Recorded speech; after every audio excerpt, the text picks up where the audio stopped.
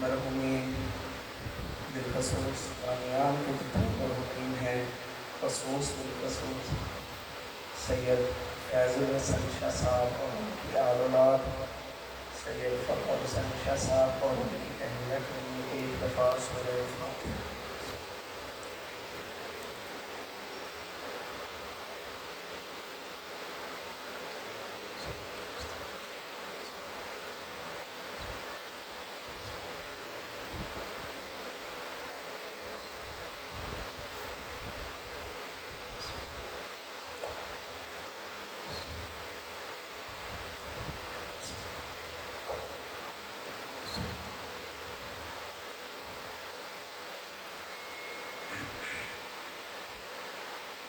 اللهم صل على محمد وآل محمد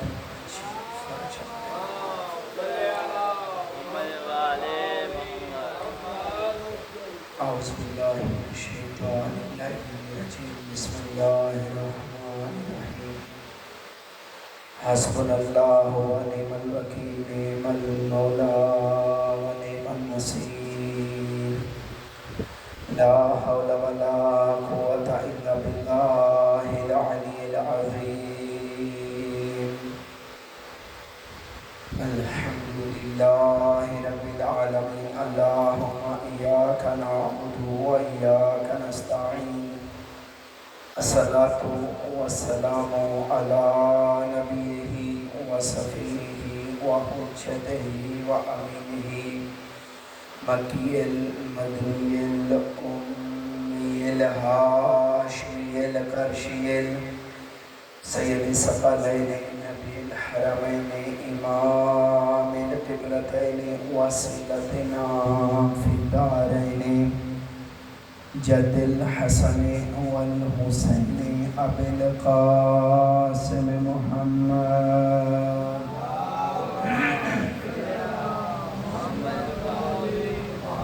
اللهم صل على محمد وآل محمد فقال الله سبحانه وتعالى في كتاب المجيد والفرقان الحميد وقوله الحق بسم الله الرحمن الرحيم يا أيها الذين آمنوا أطيعوا الله وأطيعوا الرسول وأولي الأمر منكم صلوات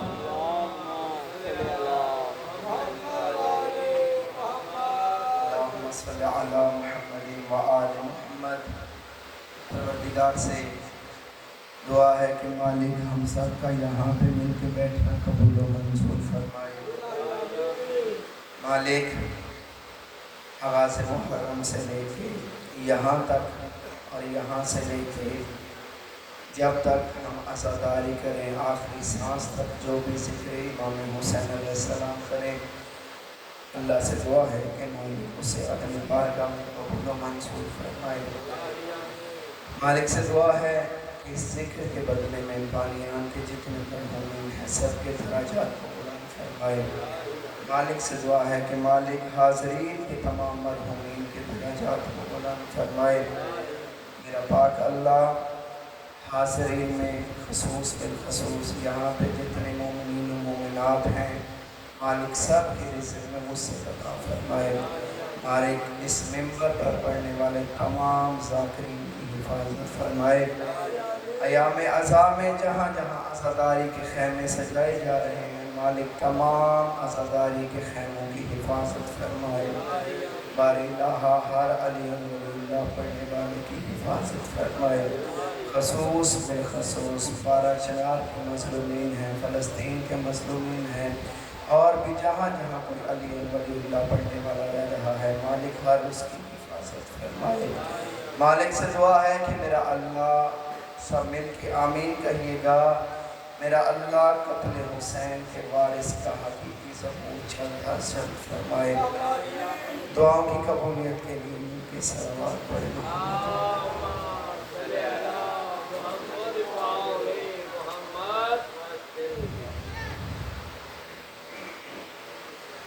اجازت ہے کہ میں کچھ عرض کروں۔ مجھ سے پہلے یہ طاہر بھائی بہت خوبصورت اور ایک عمدہ پیغام لوگوں کو دے رہے تھے کہ یہ کوئی دن جو ہے یہ کوئی رسم نہیں ہے، یہ کوئی رسم نہیں ہے کہ جو ہر یکم سے لے کے 10 محرم تک منائی جاتی ہے۔ یہ اتنے خرچ اخراجات کر کے اگر کوئی سمجھے کہ ہم کوئی رسم ادا کرتے ہیں تو یہ غلط فہمی ہے۔ کوئی سمجھے کہ ان 10 دنوں میں ہم حسین حسین کر کے کوئی رسم ادا کرتے ہیں تو یہ غلط فہمی ہے۔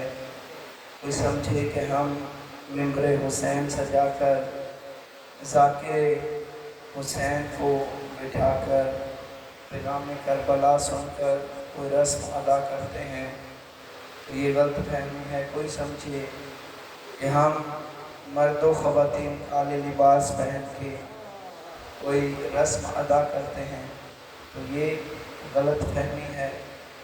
لوگ بھی جس طرح ہم اسے رسم سمجھ کر ادا نہیں کرتے، لوگوں کو بھی چاہیے کہ اسے رسم نہ سمجھے بلکہ اسے عزاداری حسین سمجھے۔ اور پھر عزاداری حسین اپنے اندر افادیت رکھتی ہے۔ یہ جو عزاداری حسین ہم کرواتے ہیں یہ کوئی عام مجلس نہیں ہوتی۔ میں آپ کو ایک صحابی کا ایک دو سطروں میں بیان کر دیتا ہوں کہ یہ عزاداری کیا ہے، عزاداری حسین کیا ہے۔ کہ چوتھے امام علی زین العابدین علیہ السلام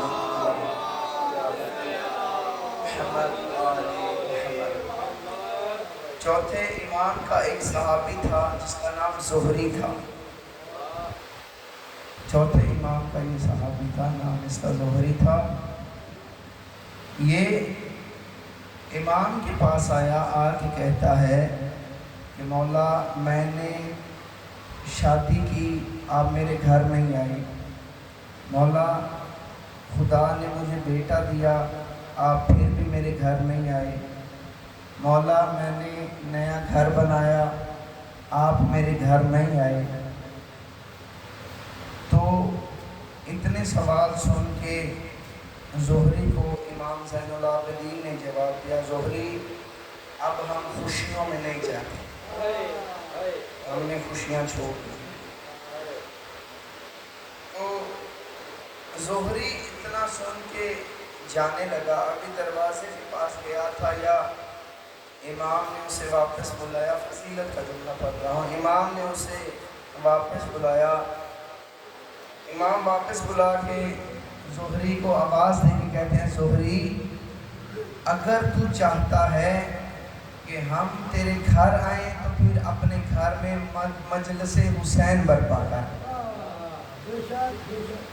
اپنے گھر میں مجلس حسین برپا کر۔ زہری کہتا ہے میں تاریخ امام سے لے کے اپنے گھر چلا گیا، جس دن مجلس تھی میں نے گھر سے گھوڑا نکالا اور امام کو لینے کے لیے جانے لگا۔ کیا دیکھتا ہوں کہ راستے میں امام ننگے پیر چل کے میرے گھر آ رہے ہیں،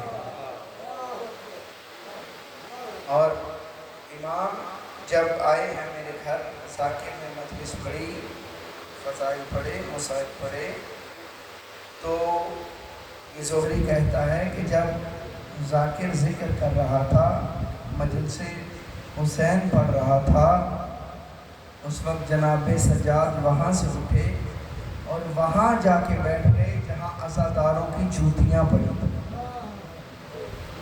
جہاں عزاداروں کی جوتیاں پڑی تھی، میں مولا کے پیچھے پیچھے گیا، جا کے کہا مولا آپ کو ممبر کے پاس بٹھایا تھا، آپ جا کے جوتیوں میں بیٹھ گئے۔ تو زہری کو امام نے کہا زہری جب تیرا ذاکر ذکر پڑھ رہا تھا تو میں نے دیکھا آسمان سے نور کی عماریاں اتر رہی ہیں،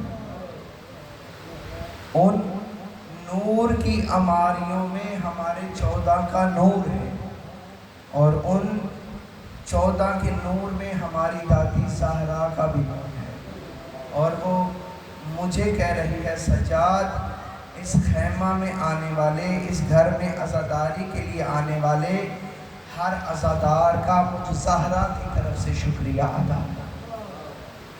عزیزان محترم، یہ روایت نہیں ہے، بہت خوبصورت بات کی انہوں نے کہ نیاز ان دنوں میں کچھ لوگ سمجھتے ہیں کہ جی بارگاہ میں جاتے ہیں نیاز کھا کے آ جاتے ہیں۔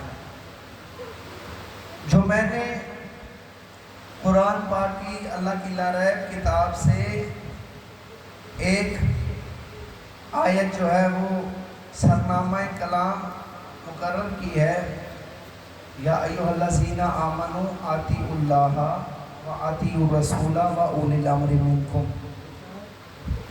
جب رسول کائنات نے مکہ میں تبلیغ شروع کی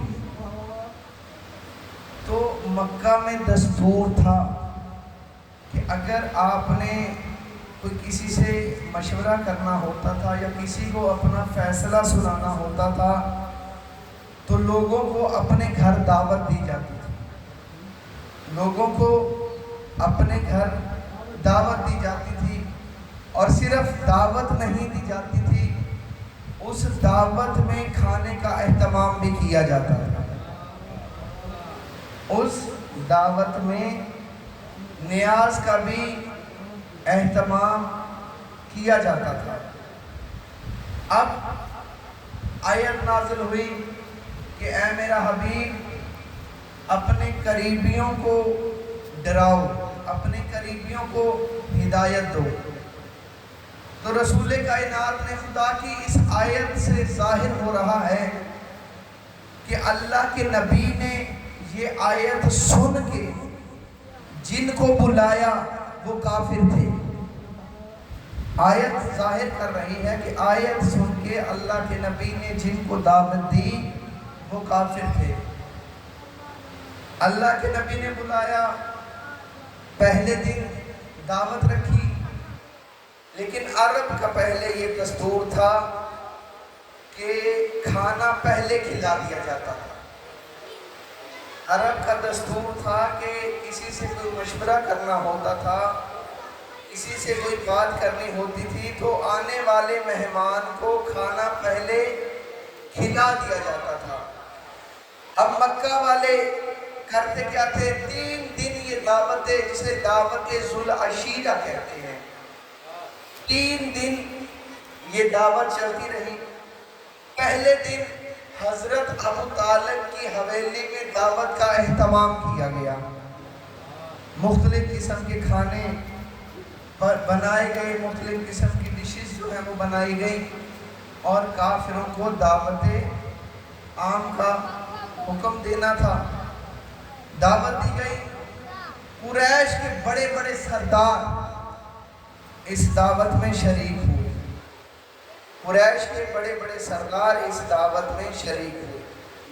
پہلے دن لوگوں کو کھانا کھلایا گیا، لیکن جب رسول خدا اپنی تبلیغ کے لیے، اپنے اعلان کے لیے کھڑے ہونا چاہا، انہوں نے تو کافر کھانا کھا کے چل دیے، کافر کھانا کھا کے پیٹ بھر کے۔ اب یہاں سے ظاہر ہوتا ہے کہ جب پورا عرب بھوکا مرتا تھا، ابو طالب کا لنگر خانہ اس وقت بھی چلتا تھا۔ جب پورا عرب بھوکا مرتا تھا، ابو طالب کا نیاز خانہ اس وقت بھی چلتا تھا۔ پہلے دن دعوت کی گئی، کھانا پہلے تھا، عرب والوں نے کھانا کھایا اور چلتے گئے۔ دوسرے دن دعوت پھر عربی آئے، کھانا کھایا اور चलते बने। तीसरे दिन रसूल गमगीन दिल लेके जनाब अबू तालिब के पास आए। चाचा ये अरब वाले बात तो मेरी सुनते नहीं, मैं बात करने के लिए खड़ा होता हूँ, ये चले जाते हैं। हजरत अबू तालिब ने कहा अगर तू चाहता है कि आज तू बात करे तो फिर आज कोई नहीं जाएगा। खाना सामने रखा गया। अब इन्होंने जैसे ही उस खाने को चट करने का मशवरा किया आपस में, जी खाना सामने आए और ऊंट की बड़ी बड़ी बोटियां खा के घरों को चले। हजरत अबू तालिब ने दस्तरखान पे कपड़ा डाला। अब अरब गुस्से में भर गए। उन्हें मालूम तो था कि ये मोहम्मद आज तक हमारे बुतों को झुकता नहीं है, आज तक इस मुस्तफ़ा ने कोई झूठ नहीं बोला, हम शराब पी रहे हैं, मुस्तफ़ा पाक है, हम ज़ना कर रहे हैं, मुस्तफ़ा सच्चा है। कोई बात तो है कि ये जो 3 दिन हमें खाना खिलाया, कोई तो बात है। अब खाने पे कपड़ा डाल। रसूल कायनात खड़े हुए, कहा कि अरब वालों, कुरैश वालों, मैं आपके लिए, शाह जी मुझे बताइएगा,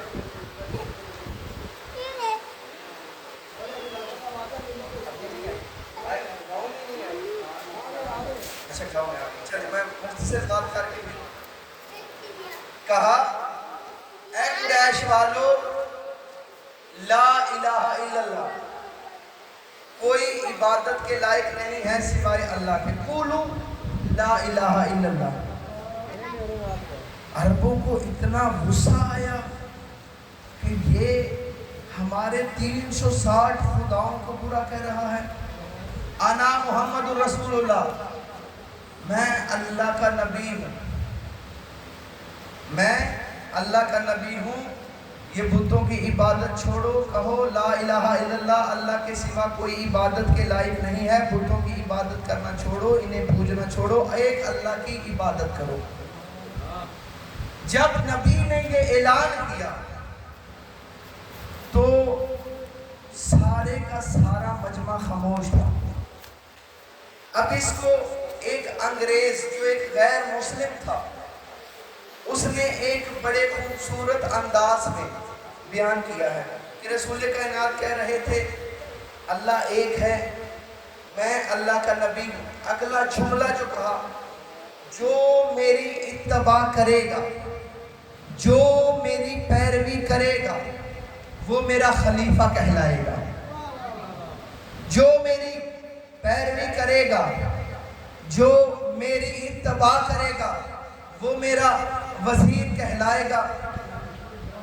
किबला, अभी इस्लाम आया नहीं है, अभी लोगों ने कलमा पढ़ा नहीं है, अभी लोग मुसलमान हुए नहीं हैं, और नबी पहले ऐलान कर रहा है जो मेरी इत्तबा करेगा वो मेरा खलीफा कहलाएगा, वो मेरा वज़ीर कहलाएगा। अब वो अंग्रेज कह रहा है, सारे का सारा मजमा खामोश था, या एक दफ़ा अली खड़े हुए, रसूल कायनात ने नीचे बिठा दिया। फिर रसूल कायनात ने कहा कौन है जो मेरी हेल्प करेगा, हु विल हेल्प मी, कौन है जो मेरी मदद करेगा, कौन है जो मेरी इत्तबा करेगा। सारे का सारा मजमा खामोश था।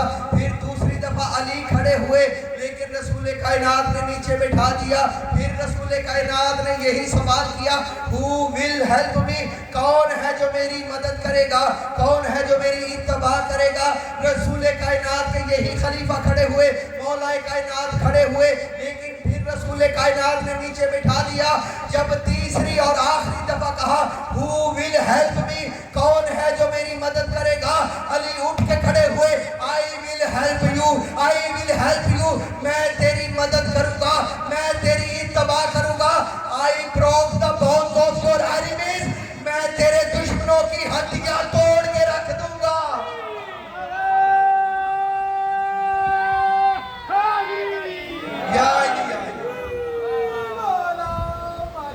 किबला, मेरे पास वक्त बहुत कम है, जितनी हो सकी आप तक पैगाम पहुंचा के जाऊं।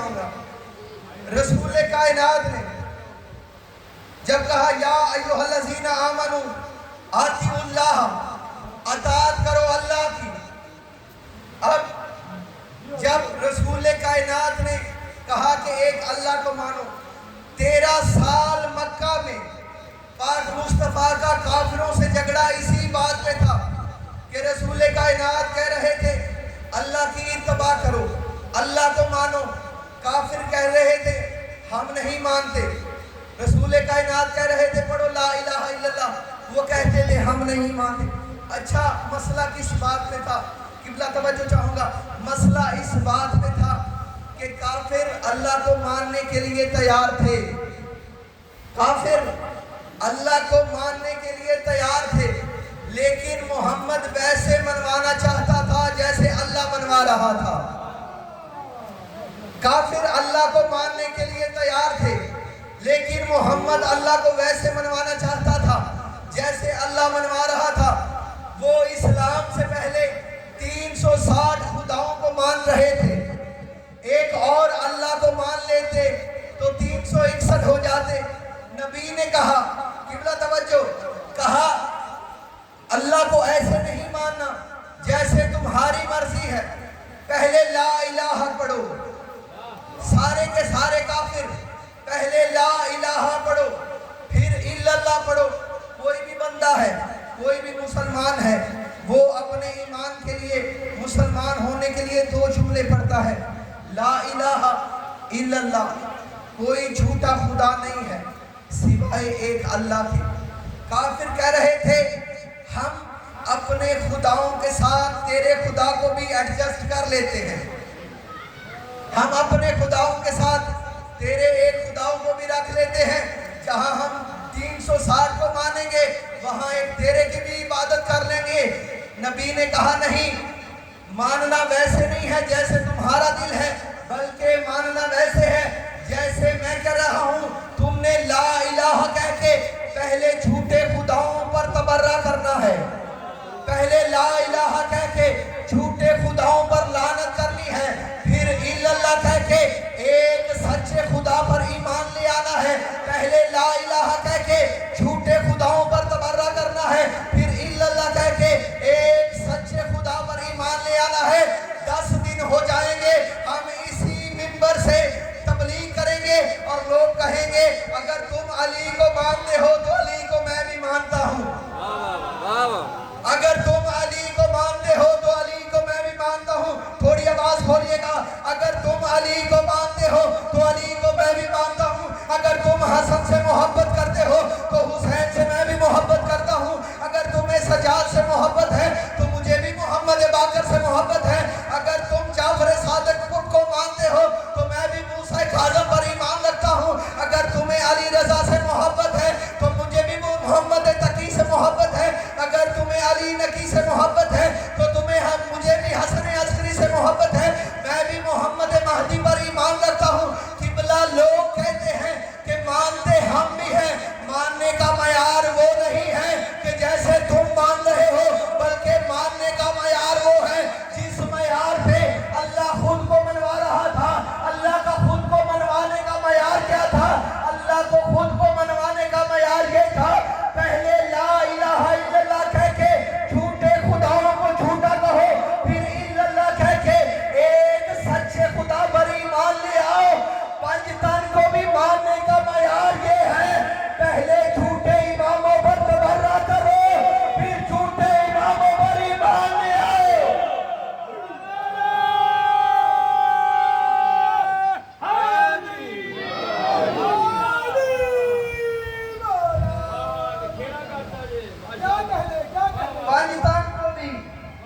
ماننے کا معیار یہ ہے پہلے جھوٹے اماموں کو جھوٹا کہو. قبلہ فضیلت کا جملہ، میرے خیال میں وقت کم ہے اور میں فضائل پڑھ کے آپ سے اجازت چاہوں گا. کل جو میں نے آیت آپ کے سامنے پڑھی تھی، لا الہ الا اللہ مکہ میں، محمد رسول اللہ مدینہ میں، علی ولی اللہ غدیر خون پہ. اور کل میں نے بتایا تھا کہ ایسا نہ سمجھیے گا کہ 18 ذی الحج کو غدیر خون کے میدان میں علی کو مولا بنایا گیا تھا، بلکہ 18 ذی الحج کو علی کو مولا بنایا نہیں، لوگوں کو مولا دکھایا گیا تھا۔ کل میں نے بیان کیا تھا، اب قبلہ بیٹھے ہیں، آیت کی تصدیق ان سے کیجئے گا۔ یا ایھا الرسول بلغ ما انزل الیک، اے رسول پہنچا وہ پیغام جو میں نے تجھ پہ نازل کیا ہے۔ اور قبلہ یہ وہ رسول ہے کہ جس کا اللہ عبادت میں زیادہ دیر کھڑا رہنا برداشت نہیں کرتا، اور کبھی اپنے اس رسول کو کہتا ہے اے کالی کملی والے، اے کالی زلفوں والے، اے نورانی چہرے والے، اے کملی اوڑھنے والے، اے کملی اوڑھنے والے، مختلف القابات سے اپنے نبی کو پکارتا ہے۔ لیکن اگر آپ اس آیت کو بصارت سے نہیں بلکہ بصیرت سے پڑھیں، یا ایھا الرسول، اے رسول، اگر بصیرت سے پڑھیں تو پتہ چل جائے گا اللہ نے اس آیت پہ رسول کو لقب سے نہیں بلکہ اس کے عہدے سے پکارا ہے۔ یا ایھا الرسول، اے رسول پیغام وہ پہنچا دے جو میں نے تجھ پہ نازل کیا ہے۔ فما بلغت رسالتہ واللہ یعصمک من الناس، اے رسول اگر تم نے یہ پیغام نہ پہنچایا تو میں اللہ سمجھوں گا تو نے ہماری رسالت کا کوئی کام ہی نہیں کیا، تو نے ہماری رسالت کا کوئی پیغام ہی نہیں دیا۔ اب قبلہ یہ رسول کائنات کا آخری حج تھا۔ کل میں نے بیان کیا کہ رسول کائنات نے اس آیت کے بعد مولا کائنات کا ہاتھ کھڑا کر کے لوگوں کو دکھا دیا کہ من کنت مولا ہو فہذا علی مولا۔ اب رسول کائنات کہاں سے آ رہے تھے؟ حج کر کے آ رہے تھے، اسلام کا ایک اہم فریضہ ادا کر کے آ رہے تھے۔ آؤ اللہ سے پوچھتے ہیں، میرے اللہ اگر تو نے علی کی ولایت لوگوں سے منوانی تھی، حج میں سارے حاجیوں کا مجمع تھا، وہاں اپنے نبی پہ آیت نازل کر دیتا اور نبی لوگوں کو بتا دیتا من کنت مولا فہذا علی مولا۔ فرمایا سلمان شاہ فیض پور کے ممبر پہ بیٹھ کے ہذیان نہ بک، میں اللہ کو ہونے سے پہلے جانتا ہوں، میں اللہ ہونے سے پہلے جانتا ہوں۔ اگر میں حج میں آیت نازل کر دیتا لوگ سمجھ لیتے جو حاجی ہے اسی پہ علی کی ولایت واجب ہے۔ اگر میں حج میں طواف خانہ کعبہ کے دوران آیت نازل کر دیتا تو لوگ سمجھ لیتے یہ حاجیوں کے لیے آیت آئی ہے، جیسے احکام دین ہے، بالغ ہونے کے بعد نماز واجب ہو جاتی ہے، صحت مند ہونے کے بعد روزہ واجب ہو جاتا ہے، مال ہونے کے بعد زکوٰۃ واجب ہو جاتی ہے، امیر ہونے کے بعد حج واجب ہو جاتا ہے۔ کہا میں لوگوں کو بتانا چاہتا ہوں بالغ ہونے کے بعد جو واجب ہو اسے شریعت کہتے ہیں، ماں کی گود میں جو واجب ہو اسے ولایت علی کہتے ہیں۔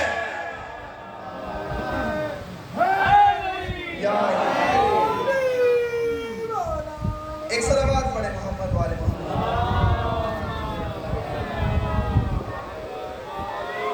اجازت ہے، اگر آپ اجازت دیں تو 5-7 منٹ کا فضل، 5 منٹ اجازت ہے، 5 منٹ کا فضائل میں پڑھوں گا۔ ایک مل کے صلوات پڑھے محمد والے محمد۔ اچھا اسی سے ریلیٹڈ میں ایک اور بات بتانے لگا تھا روزے الست کی، جب خدا نے روحوں کو خلق کیا تھا، لیکن وقت کم ہے، ہو سکتا ہے میں 5 منٹ سے بھی کم میں آپ سے اجازت لے کے چلا جاؤں۔ اب جیسے ہی رسول کائنات نے یہ آیت پڑھی یا ایھا الرسول بلغ ما انزل الیک من ربک وَإِن لَمْ تَفْعَلْ فَمَا بَلَّغْتَ رِسَالَتَهُ وَاللَّهُ يَعْصِمُكَ مِنَ النَّاسِ۔ اے رسول پہنچا وہ پیغام جو میں نے تجھ پہ نازل کیا ہے، اگر تو نے آج یہ کام نہ کیا تو ہم سمجھیں گے تو نے ہماری رسالت کا کوئی کام ہی نہیں کیا۔ جیسے ہی رسول کائنات نے مولا کائنات کا ہاتھ لوگوں کو دکھایا، خدا نے فوراً آیت نازل کر دی الیوم اکملت لکم دینکم، الیوم اکملت لکم دینکم واتممت علیکم نعمتی ورضیت لکم الاسلام دینا، آج میں نے تمہارا دین مکمل کر دیا ہے اور میں اللہ اس اسلام جیسے دین پر راضی ہوں، آج میں نے اپنی نعمت تمام کر دی ہے۔ قبلہ اللہ سے پوچھتے ہیں میرے اللہ تو نے آدم کو سجدہ کروایا، اسی آدم کی وجہ سے ایک لعنتی بن گیا جس کا نام عزازیل تھا، اب اسے ابلیس کہتے ہیں۔ آدم کو سجدہ کروایا لیکن دین مکمل نہیں کیا۔ نوح کو کشتی دے کے پوری دنیا میں پھیرایا لیکن دین مکمل نہیں کیا۔ موسیٰ کو فرعون سے لڑایا لیکن دین مکمل نہیں کیا۔ عیسیٰ کو روح اللہ بنایا لیکن دین مکمل نہیں کیا۔ یعقوب سے یوسف کو جدا کرایا لیکن دین مکمل نہیں کیا۔ یوسف کو مصر کی بادشاہت بخشی لیکن دین نہیں پورا کیا۔ حتیٰ کہ پاک مصطفیٰ کو محمد الرسول اللہ بھی بنایا لیکن دین مکمل نہیں کیا۔ کیا وجہ بنی؟ آدم کو صفی اللہ بنایا، تو نے دین مکمل نہیں کیا۔ نوح کو نجی اللہ بنایا لیکن دین مکمل نہیں کیا۔ عیسیٰ کو روح اللہ بنایا لیکن دین مکمل نہیں کیا۔ موسیٰ کو کلیم اللہ بنایا، دین مکمل نہیں کیا۔ عیسیٰ کو روح اللہ بنایا، دین مکمل نہیں کیا۔ ابراہیم کو خلیل اللہ بنایا لیکن دین مکمل نہیں کیا۔ ادھر محمد رسول اللہ بنایا، دین مکمل نہیں کیا۔ محمد کو حبیب اللہ بنایا لیکن دین مکمل نہیں کیا۔ کیا وجہ تھی؟ ادھر سے علی ولی اللہ پڑھایا اور دین مکمل کر دیا۔ فرمایا میں اللہ ہوں، میں لوگوں کو بتانا چاہتا ہوں جس اللہ کا دین علی کی ولایت کے بغیر مکمل نہیں ہوتا، مولوی کا دین کیسے مکمل ہو سکتا؟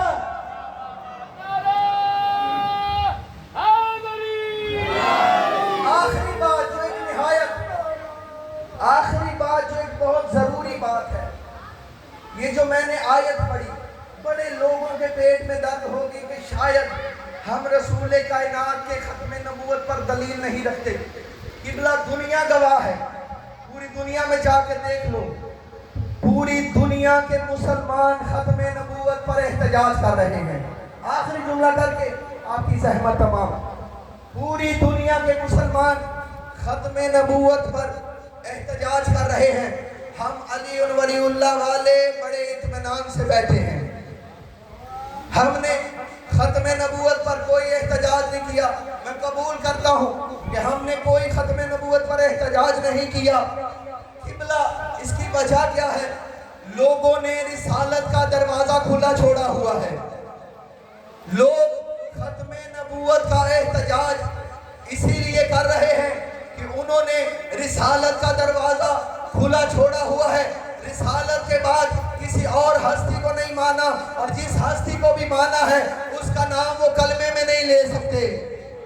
جس ہستی کو مانا ہے اس کا نام کلمے میں نہیں لے سکتے۔ شیعہ نے حیدر کرار کے مذہب پر، یہ خدا کا کرم ہے، ہم نے آخری نبی رسول اللہ کو مان کے رسالت کا دروازہ بند کر کے اور پھر علی ولی اللہ پڑھ کے لوگوں